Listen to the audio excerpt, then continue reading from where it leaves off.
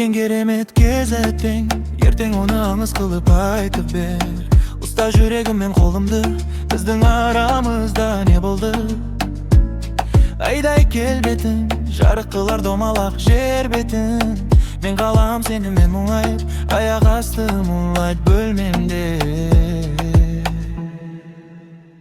Жеткізе алмайым сөзбен, көргенімді көзбен. Тасығанда